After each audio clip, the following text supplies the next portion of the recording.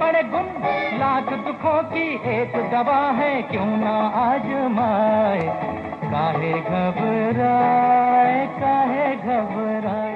सरें जी तेल भरियल दुंगियुनि जो चढ़न में सिल वाजट, इन ॻाल्हि जी अकासी थो करे त इहो आवाज़ मालशी जे पेट गुज़र जो बहानो आहे। मालशी सॾे थो, पंहिंजो होको पंहिंजी महारत ऐं पंहिंजे हुनर जो इज़हार उन खड़के में करे थो, ॼण त संदसि तारीफ़ हुई उहे वॼंदड़ ऐं खड़कंदड़ दुंगियूं कराइजियूं हुजनि।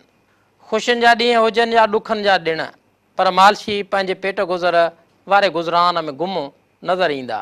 सिंध जे राजधानी शहर कराची जे हर चौक चौराहे, hotel, bus stop, cantt station, बुज़ुर्गनि जी दरगाहुनि, सी व्यू, मतिलबु त जिथे जिथे माण्हुनि जी पीह हूंदी उते उते ॿिनि बोतलुनि जो खड़को ज़रूरु ॿुझिबो। सिजु लहे थो, लोक सकून जी निंड सुम्हे थो, पर शहर जे फुटपाथुनि ते भिटकंदड़ मालशी पंहिंजे रोज़गार जी ॻोल्हा कनि था।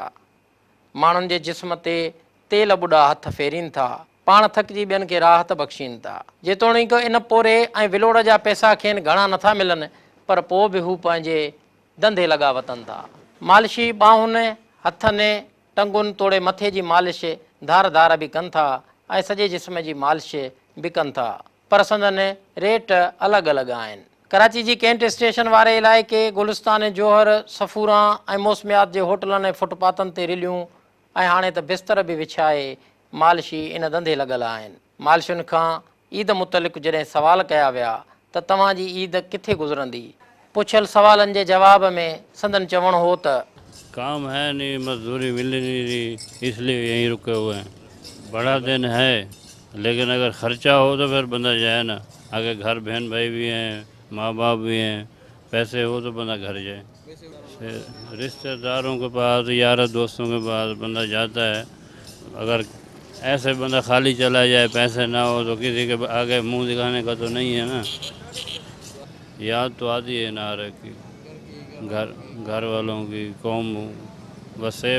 लेकिन बंदा घर जाता है तो अगर कुछ ना कुछ लेके जाता है ना, तो खाली हाथ तो नहीं जा सकता ना सर। अगर रोज़ी हो तो बंदा इधर क्या करे, रोज़ी मिल ही नहीं रही, कभी 200 कभी 300, बस गुजारा हो रहा है।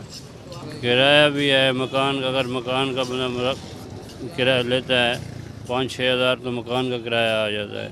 बस वाले अभी तो किराया जो बस वाले ले रहे हैं, पहले 800 था, अभी जो है ना 3000, 2000, 2500, 1500 किराया।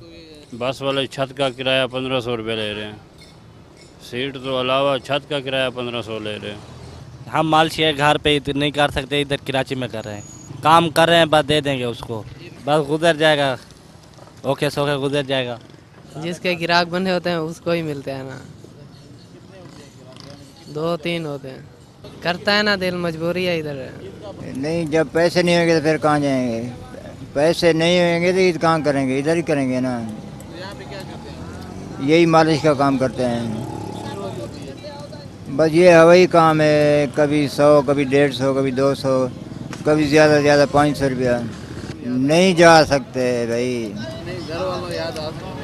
याद तो आते हैं, अगर छोटे छोटे बच्चे हैं नहीं जा सकते।